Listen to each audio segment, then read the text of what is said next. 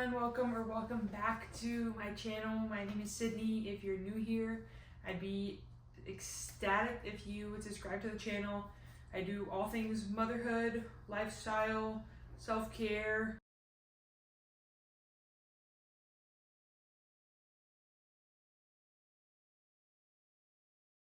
And today has been long awaited, I know, but if you have seen, I have posted my birth vlog like 4 months ago at this point. And little Miss Alamea, she's already 4 months, she'll be 5 months September 5th. And it's just about time that I get this birth story out. It's kind of bits and pieces in the birth vlog, but the birth vlog obviously is taking you through the things with me, but there are some things that I just didn't film or was too tired to film, or like it's just everything can happen so quick. So the last thing I was thinking about was trying to pull out my camera when her heartbeat dropped. So these are the things that I want to talk about, especially because this was the first time that I've ever did this. She is my first child that I gave birth to. As you guys know, I do have 2 boys that are from my husband, but this is the first time that I'm going actually through labor and delivery and everything, so everything was very new to me. So this is my experience, what happened. To be honest, it was the best thing that I could ever ask for. I prayed about it every day before I went into the hospital. If you didn't see the birth vlog, I was induced at 39 weeks and 2 days. Not for any reason, I just was tired of being pregnant. I did not like being pregnant. It was just uncomfortable. I was huge. My ankles and feet were like this big, nothing fit, and I was just like, I'm over it. She was perfectly safe, but I was predicted to go past 40 weeks, and I did not want to do that. 39 weeks, I was done and ready to go. So this is an induction. I went in on, what day was it? Tuesday night I went in, and I didn't know that if you do an elective induction, you can only elect to do the days where your provider is available. But they kind of helped me out a little bit where they put me in on Tuesday night. So then Wednesday I would go. Was it Wednesday? No, I went in Wednesday night at 10 o'clock p.m. because Wednesday was the day that my provider was on call, but I was not going to give birth on Wednesday. The other doctor, she was like, oh yeah, that's fine, whatever. And I gave birth Friday morning at 1:30, but the next doctor was still on call until 6 Friday. So I was there from Wednesday at 10 all the way until Saturday in the afternoonish, around 12, 1 o'clock, I think. But when I got to the hospital, I checked in. That's easy. They give you a room. One of the nurses, they gave me an IV. They checked my cervix in the beginning just to make sure if I was dilated or not, even though it was an induction. I was not dilated at all when I got there, so it was going to be a long, a long waiting period. But if you hear jingling, it's Alamea right here in her little toys. She's staring at Mommy talking. Hi, Mommy. But, so I got there. They gave me the gown. They gave me the socks, which did not fit because my feet were so swollen, so I couldn't wear those. I got dressed. It was already 10 o'clock at night, so I was ready for bed. I already ate dinner before I went. I showered, so all I had to do was get my IV, relax. They gave me, I had to get antibiotics because I was GBS positive, so I had to get rounds of antibiotics every 4 hours until I gave birth. So I had antibiotics, I had an IV drip, and then later they were going to give me Pitocin on the same drip. So they started the IV in my hand, which my fingers were absolutely swollen. I could not do this with my hands just because of how much fluid was in my body. And they hook you up to the contraction monitor, they hook you up to the heartbeat monitor. But they couldn't really read my contractions, so it was just constant moving the little contraction straps. But the first night and the night shift nurse, she was amazing. All my nurses were amazing. The doctors were amazing. And then I went to sleep. The next morning I woke up. Obviously, I have a new nurse, which she was fantastic. And in the morning, I really didn't feel any cramping. I didn't feel any contractions. I was not dilated at all. Or maybe I was like 1 centimeter, 1.5 centimeters dilated. I didn't feel any contractions. I didn't feel any cramping. I didn't feel anything. Maybe because I was so tired or what, I don't know. But then after I ate breakfast at like 8:30, and that was the last meal that I ate until I gave birth, because at 8:30 I ate breakfast from the hospital, and then it was like 1ish. Mike left to go get lunch, and he brought me back a wrap, a smoothie, and a bag of chips, but I had no appetite. I don't know if that was because of all my fluids, my antibiotics, and all that mess, but I wasn't hungry. I drank the smoothie. I got up to sit on the yoga balls, which it is so uncomfortable to sit on a yoga ball. I would watch YouTube videos before I would go into labor and before I went to the hospital, and everybody labored on a yoga ball. Yo, that was so uncomfortable. Like, I couldn't even sit, and then you only have a gown on, and then they put a blanket over the yoga ball so your bare skin doesn't like stick to the yoga ball. But it's so uncomfortable. You're strapped up to all these straps. Like, you have the monitor on that keeps flipping when you move, like your skin. It keeps flipping with your skin. So I got on the yoga ball, and then I would stand up, but my ankles were so big that it hurt so much to stand on my feet. So I was just like, I just give up. I'm gonna go lay back in bed. Like, I'm tired of trying to sit on the yoga ball. I'm tired of trying to stand. I had to go to the bathroom so bad, but I was hooked up to all the things, and I was like, should I go to the bathroom? Should I not go to the bathroom? But I didn't want to pee on myself, so I asked the nurse. I was like, please, can I use the bathroom? And she was like, yeah. She helped me to the bathroom. Everything was so chill, and then I still was at like maybe 1 or 2, and then they gave me Pitocin, and my antibiotics were still going. And then they ramped up my Pitocin because they were like, girl, we got to get you going. Like, you can't just be here all day waiting for her to come. So they, what, mommy? She's literally just staring at me. Hi. But then they were like, girl, we need to ramp up. Like, you can't be just sitting here all the time. So they gave me Pitocin, and the nurse told me that they ramped it up to the highest that they possibly can. I was like, okay, cool. And then I started feeling the contractions, and then they put the balloon. No. They gave me the Pitocin. I think I lasted maybe like 2 hours, and I went 2 more centimeters. And then they were like, okay, you're still not making enough progress with the amount of Pitocin, so we're going to give you a balloon, which is like a little plastic. It looks like plastic, but it is literally a clear balloon, and they put it up in your cervix, I guess, and it expands with saline water. And when I tell you, you could feel the pressure of your cervix like expanding. I was like, wow, this really sucks, but I'm not gonna sit there and like yell and scream and oh my god, I'm in pain. Like, in my head, I prayed for strength, I prayed for calmness, I prayed for peace, I prayed for all these things. And I was like, I have to keep myself composed because I'm the only one who can control my mental state. So I was praying constantly. I was reading scriptures on my phone. I was listening to sermons. I was listening to worship music. I was listening to all this just to keep my mind in a stable, peaceful place. Because you're going into labor expecting pain.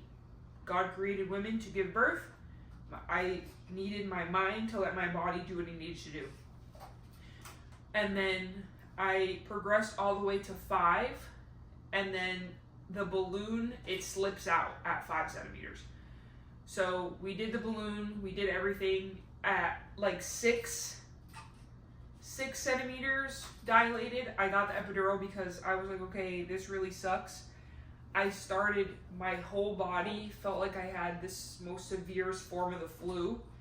I was shaking, I was sweating, but I was freezing at the same time. I felt like I was gonna throw up all over the place. Like I was just so nauseous. I didn't eat because you cannot eat on Pitocin. Once you take any medicine through IV, you can no longer eat. So I was only allowed to eat ice cubes, drink water, and the nurse, she brought me 2 popsicles for flavor, but I could not eat anything. So I was so nauseous from the Pitocin and the balloon, and my body just like being forced, essentially, is what induction is. Being forced to go into labor when obviously she could have chilled in there for probably another 2 weeks, but I wanted her out already. Like, your time is up, like you're being evicted. And then, so the nurse was like, girl, you're not proving a point to anybody. It doesn't make you more or less of a mom if you do or don't have an epidural. Like if you told yourself that you wanted to come in here without getting an epidural, then that's up to you, and that's your own battles that you have to face. But like, I'm not gonna think of you as less of a mom because you got an epidural. Like, that's not a thing. Your baby's gonna come out safe, everything's gonna work out fine. But if you have the choice to be comfortable, take that choice. And I was like, you know what, you're right. And this is the first and the last time I'm giving birth, and this is the first and the last child that I'm having. Might as well experience what it feels like to get an epidural. So I was like, okay, I'll get an epidural at like 6 centimeters. I was like, I'll get the epidural. They came super quick. I was like 6 centimeters already. They came super quick. I had a CRNA give me the epidural, but then there was a CRNA student who was learning, and at the hospital you have to sign consent forms to be able for students to perform any type of medical treatment or surgery or whatever on you, which I signed. I was like, okay, whatever. Obviously they have to have a supervisor. So the student was doing everything first. All you have to do is you have to sit up straight, you have to bend over. It's kind of uncomfortable to do when you're hooked up to everything, but they were super sweet. Everybody was super nice. They were trying to find a space within my vertebrae to put the huge needle, and I didn't see the needle, but apparently my husband said it was huge. It's super long and like thick, but they give you 2 injections. One is lidocaine to numb the area, and then the second one is the actual epidural, which I don't know if I'm allowed, like, I don't know if YouTube is gonna block what drugs are an epidural in, but it starts with an F, so that's what they make epidurals out of. You can kind of put 2 and 2 together, or you can Google it, but I don't want to get blocked on YouTube from this video for telling you what the epidural was made out of. But the first nurse, she gave me the lidocaine shot, or the first CRNA, sorry, she gave me the lidocaine shot, but the second, the actual epidural, she was unsuccessful. I think I couldn't really feel anything. You can feel it, but it's like, it's numb, but you can feel the pressure. The pressure is what I feel like kind of scares people, but they explain, they walk you through everything. They're like, you're gonna feel a lot of pressure. It's gonna feel like somebody's pushing on your back or stepping on your back. That's what it's gonna feel like. And then she missed the vertebral space, I think like 2 or 3 times. And then the CRNA, he came and he did it really quick for me. It was successful. I didn't feel, like, I had feeling, but both of my legs were equally numb, and I could still wiggle my toes and I could still move my legs, but my legs just felt like they were thousands of pounds. You don't feel paralyzed. Your body just feels heavy. And I could still wiggle my toes and everything. And then once you get an epidural, you have to get a catheter because you can't get up anymore because you can't feel your legs. So then after that, they gave me a catheter to clear out my bladder. so I didn't peel over myself because I couldn't feel it. And then there's a little button that you can press if you want more of the fluid of the epidural to go into the little wire, because I thought it was just an injection and then you move on, but it's actually a tube that's stuck to you. They tape it all up your back and then they hook it on the wall in a little case, and then you have to let the nurse know that you're pressing the button or that you want the button to be pressed, and then the nurse will come in and help you. But I didn't have to press it because he said that he gave me a little extra because I'm taller than the average female. So he gave me a little extra, and that was good the whole entire time. After I got the epidural, they gave me the catheter, and then they had to have a couple nurses help with the catheter. Bless you, mommy. Bless you, mommy. They had to have a couple nurses help with the catheter. I don't know why, but once the catheter was in, after the epidural, I went to sleep because I was tired. I didn't sleep the night before because I was in the hospital. And so I took a little nap, but so the nurses come in constantly that you're not really sleeping. You're just kind of like resting there. So the nurses were in and out constantly. And then at 7 o'clock, I was still there. Then the next nurse came in, like the night shift nurse. And that was Thursday at 7. And then she, I guess on their shift change, she checked me. I still have the antibiotics. I still have the Pitocin. I still have the IV. I'm hooked up to everything. Then the balloon, it comes out mine just slid out right by itself because my cervix was dilating. So that came out by itself. I was still in no pain. I was fine. I didn't feel any contractions.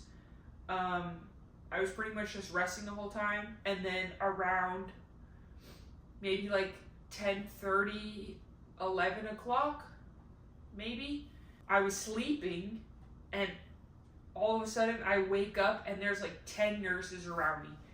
And I'm not even awake to the point where I can comprehend that there's 10 nurses around me, but I have 10 nurses around me.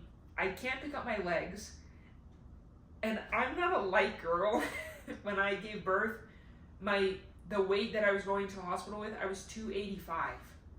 I'm 5'8", 5'9", whatever, 285 pounds, swollen with fluids, like ridiculously. Like I didn't even have ankles. Like it literally went from my knee to my feet, straight in a line. And I wake up and there's 10 nurses around me. My husband's sleeping, so he wakes up and all the nurses are like, Sydney, you need to flip over, and you know, we can't read the baby's heart rate, but they're telling me what's going on, but they're all remaining calm, like nothing is drastically wrong, but they just need to re-pick up the baby's heartbeat. So they literally all come in, they're trying to flip me over from my back to my hands and my knees. They're trying to flip me over on all fours with a peanut ball in the middle of my legs. And then my husband wakes up, and then he comes and helps the nurses flip me over because all the nurses can't flip me over because I'm too heavy. And I'm like just dead weight at this point because I'm so tired and sleeping. And it's like 11:30 at night. And my husband's flipping me over. All the nurses are flipping me over. I have an oxygen mask on because they gave me oxygen. They gave me oxygen mask. They're like, oh, we need to find the baby's heartbeat again. Okay, mamas. Okay. Come. And what's wrong? What's wrong? What? Nothing's wrong with you. You're laughing. But then, oh, let me put you down here. Let me sit down. Here we go. He's spitting. But then they're flipping me over on all fours. They give me an oxygen mask. They basically undo my gown, the whole thing. So I'm literally on all fours, naked, with an oxygen mask, half asleep. My eyes are closed. I don't know what's going on. All the nurses are moving.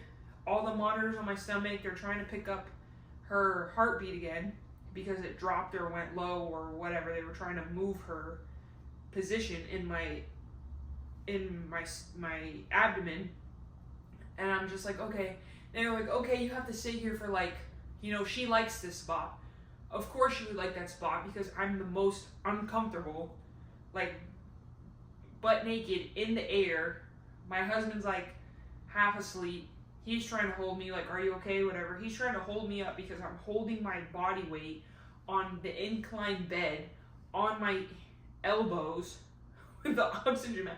Like, if you took a picture of that moment in time, you'd be like, what the actual heck is going on with this poor lady? Because I was so lost. But let me tell you one thing. Going to the hospital to give birth, all of your self-conscious thoughts disappear. Like, there are so many people who have seen me naked. There are so many people who have seen all the private parts that you try and keep covered and avoided all the time. Like, and it doesn't, they don't care because they see it every day, and it's either you have to be on all fours naked so your baby can pick up a good heartbeat, or you're putting yourself and your baby at risk. So it's like, get over the feeling. Nobody cares. And that's something that I was worried about because I was like, oh my God, there's going to be like a million different people like opening my legs and looking with the bright lights. And it's just like, nobody cares. Nobody cares. They're all just there to make you and your baby safe and both of you to go home together. That's literally it. So that self-confidence talk in your head about how you're so big and swollen and overweight, and like literally nobody cares. Like, they don't care. And then so I had on all fours, her heartbeat went right back up. She loved the position. I was struggling to hold my own weight up on my elbows. My knees, I couldn't even feel them. My husband was holding my legs in the 90-degree angle so I could stay on my knees. And then they were like, oh, you have to stay here for like 20 minutes. So I fell asleep with the oxygen mask on like this because I was so tired. And then by the time all that was over, it was like 12 o'clock maybe, 12:30. Then they were like, okay, you're fine. You can go back on your side. And then the nurse, like maybe like an hour after, at like 12:15, she came in and was like, oh, I think you're at like a 7.5, 8 now. I was like, okay, cool. And then she was like, but I'm not 100% confident, so I'm gonna go get the doctor when she finishes delivering the baby that she's delivering, because that night, I swear she delivered like 10 babies, which was nuts, and I was just in the room chilling the whole time. And then maybe like a half an hour later, after she tells me that I'm a 7.5, the doctor comes in. She was such a sweetheart. Oh my gosh, I could not have asked for a better team of doctors. They were absolutely amazing. Then she comes in, she's like, oh, so-and-so wants me to check your cervix just to make sure, because she's not 100%, before I leave for the night. Because it was already like, by the time the doctor came in, it was like 12:45, like 1 o'clock basically. So then she comes in, she checks my cervix. She was like, Mom, you're at a 10, you ready to go? And I was like, that was fast, because to me it feels like 5 minutes, because I'm in and out of sleep, and I'm just over it at this point. Like, I'm just like, whatever, by any means necessary, she just needs to come out, because like, I'm over this. And she was so content in her little house, and she did not want to come out. We were literally forcing her out, and then the doctor knew that it was my first baby, so she was like, oh, we'll do some practice pushes. We'll wait till you have a contraction. We'll do a practice push just so I can kind of coach you through everything, so then when it comes time and she starts coming down and crowning, that way you can get her out as smooth as possible and as fast. I was like, okay, fine. So then on a contraction, apparently I had really long contractions, but then in between each contraction was also really long. Like, they weren't very back to back, and they weren't very fast. They were very long and in contraction, and very long in between contractions. So I was doing a practice push, and she wasn't dressed. She had her regular scrubs on, whatever, but she didn't have the whole gown and the glasses and the lights and all the nurses and everything. It was just the nurse that was taking care of me and her. And she was like, okay, we're going to do a practice push. 1, 2, 3, she counts to 10. Sometimes she counted to 11, and you would have to tuck your chin and push like you're trying to take the most massive poop of your life. But I had an epidural, I couldn't feel anything. So you don't think that you're pushing as hard as you actually are, which is how you get hemorrhoids because I was just pushing to push, but I can't feel how hard I'm pushing. But apparently on the practice pushes, she was coming down. Like, the doctor could see her and feel her coming down. So she was like, okay. She was like, I need to get my gown on. Like, she had the nurse go get all the other nurses. Literally, it was like a scene change within 5 seconds before the next scene starts. There was literally, the bed was ready. There was like 17 nurses in here. They were all moving, oxygen mask over here, this over here, this over here, tracking, writing, everything. And then the doctor pulled down the 2 lights, or turned on all the lights in the room. Mike came next to me. He was holding my hand. They had to pick up my legs because I couldn't get my legs up on the stairs. And then she was like, okay, ready to go. I pushed on 3 contractions, and she was out. Like, she literally, just slid right out, screaming, crying. And that was one of my, worries, is that she was going to come out not crying. Just because she would have, amniotic fluid or whatever in her lungs and in her throat or whatever. She came out screaming, crying, a head full of hair just like this. All the nurses were like, oh my gosh, she has so much hair. Me, it's 1:30 in the morning. I'm half dead. I have 0 energy. I'm starving, but I don't feel that I'm starving. But I can taste that I'm starving. And then they literally, Mia, she's teething, y'all. But then after, they literally just throw her on my chest. You have to take off your gown. They throw her on my chest, and they cleaned her on my chest. They wiped her down, wiped her hair, threw a hat on her, threw a blanket on her, on my chest. And then I had a 1st-degree tear. Is that the smallest one? I had a really small tear that they had to do stitches, and I could feel the needle going in to do the stitches, but there's so much going on that I wasn't even paying attention to. I don't even remember the doctor leaving, to be honest. I think she was like, bye, I'll see you later, or whatever, and then left, and I don't even remember her leaving.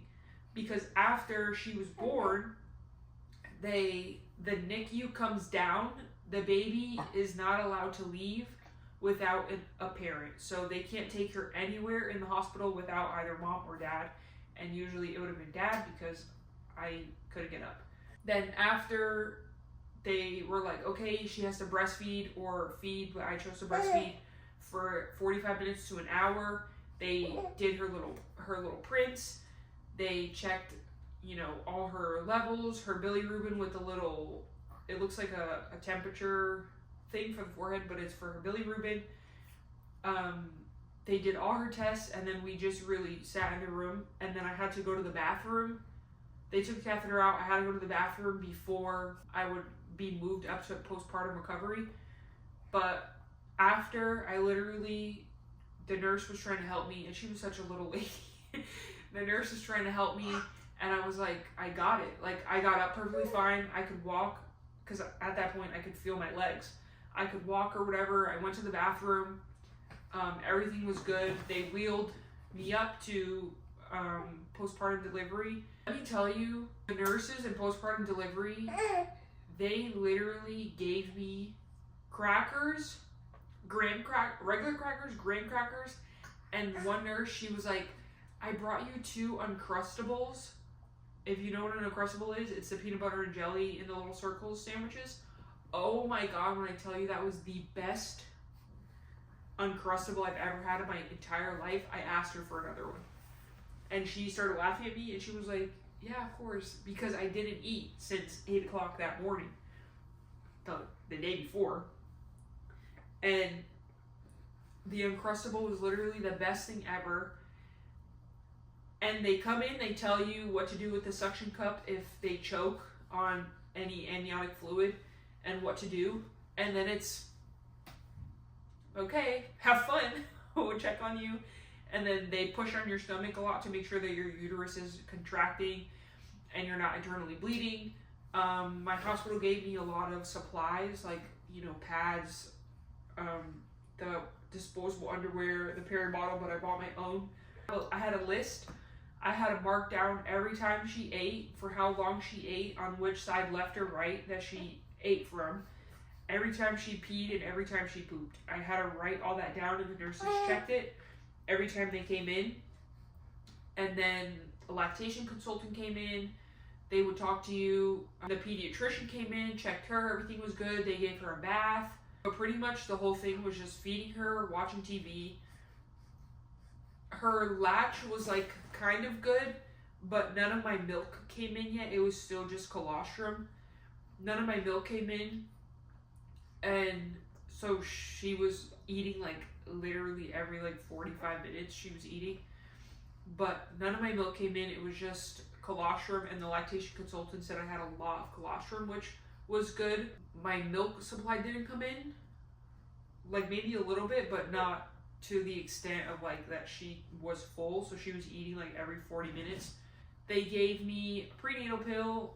I had to get another Rogam shot because of our blood type, so you have to get one at like 28 weeks. I had to get one at 28 weeks, and then I had another one when I was in the hospital after I gave birth with her.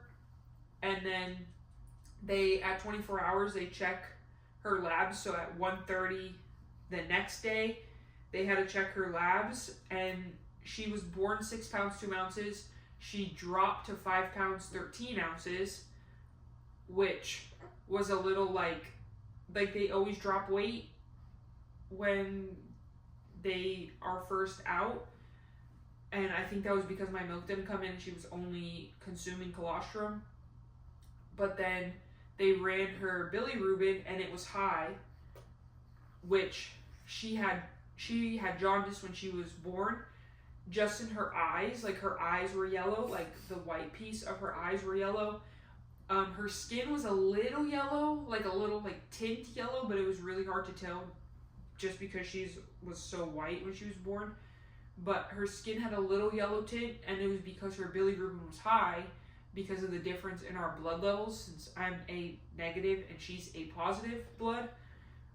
So that was going to be a difficulty. But she was born with jaundice in her eyes and a little bit on her skin. As she was pooping, the yellowing on her skin kind of went away, but the yellowing in her eyes stayed, because the yellow in the eyes is the last to leave when a baby has jaundice and high bilirubin. So they had to pay attention to that. And then when we were going to be discharged on Saturday, they almost didn't discharge us, not because of me, but because of her, because her bilirubin levels were high. But they weren't high enough that she had to do blue light therapy, but they were high enough that we had to be cautious about it just so it didn't get worse. So they sent us home with a lab order to come back the next day to get her levels redrawn after, eating more milk and, pooping more, whatever. My milk still did not come in when we came home.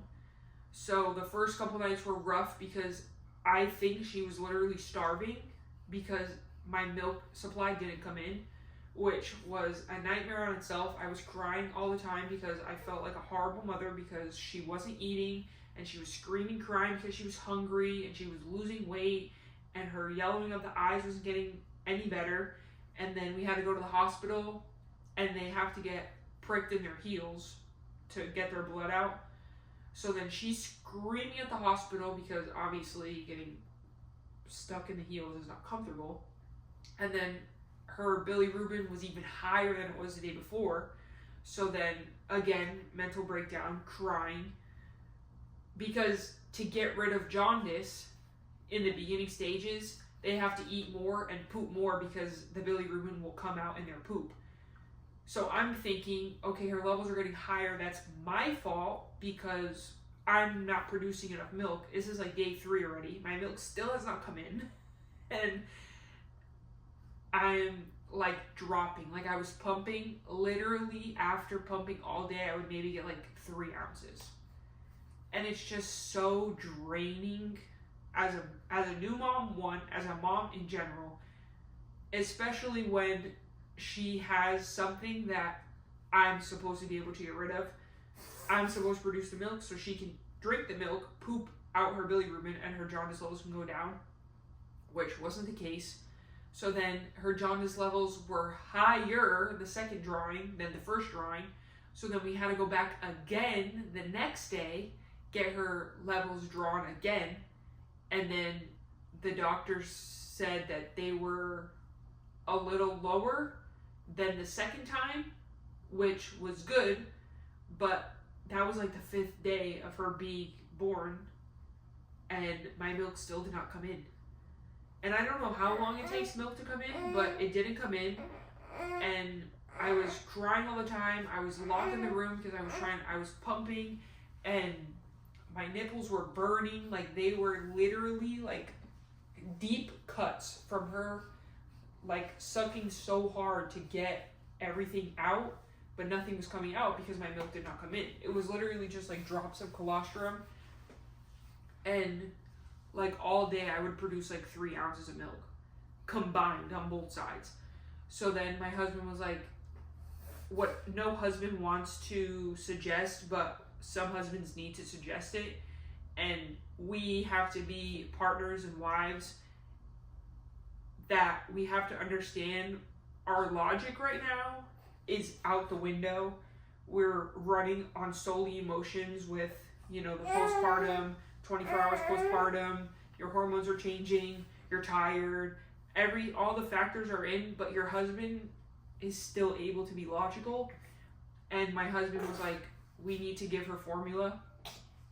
And instantly, it still kind of makes me sad, but it's like, that's the best for her.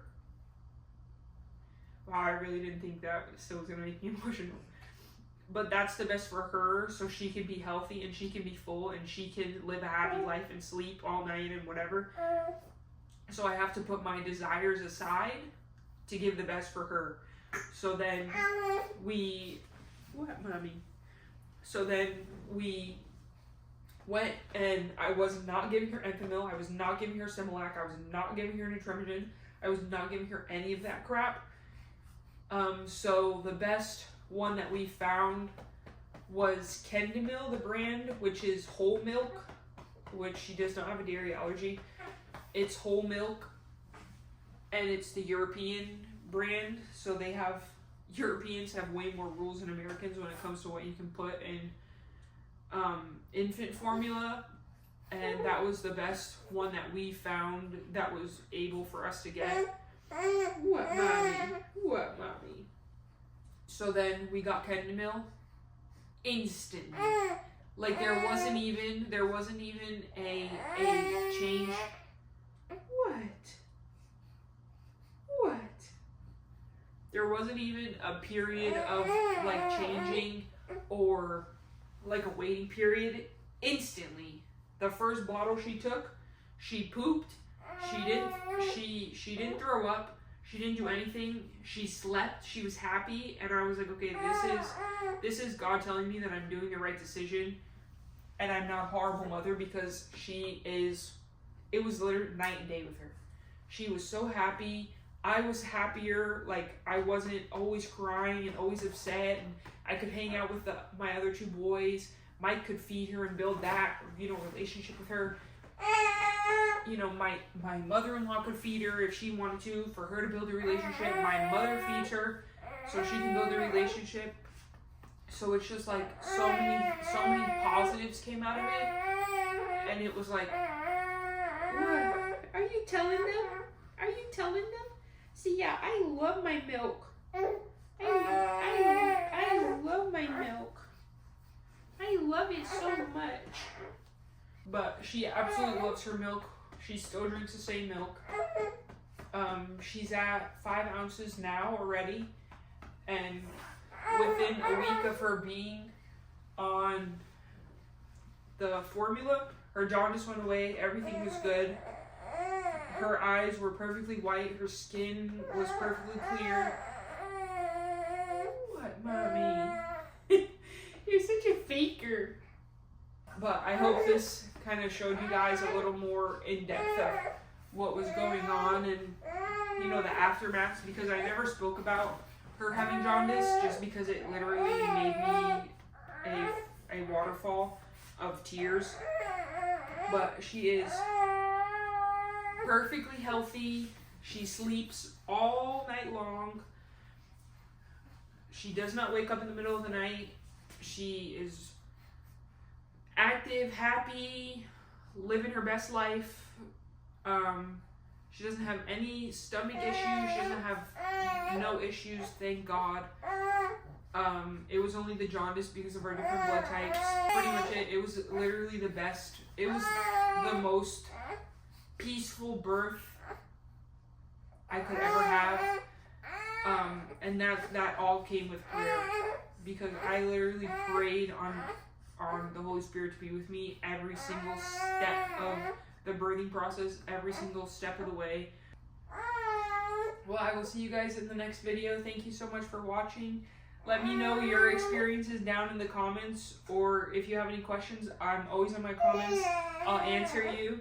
But this little lady is such a faker, because now you're smiling. But let me know in the comments your stories, if they were similar, if they were different. If you're about to give birth, congratulations. It is the best thing. These little things are the cutest things in the world. They're the cutest things in the world. Yeah. And I will see you guys in the next video. Thanks for watching. Say bye, Mia. Say bye, Mia.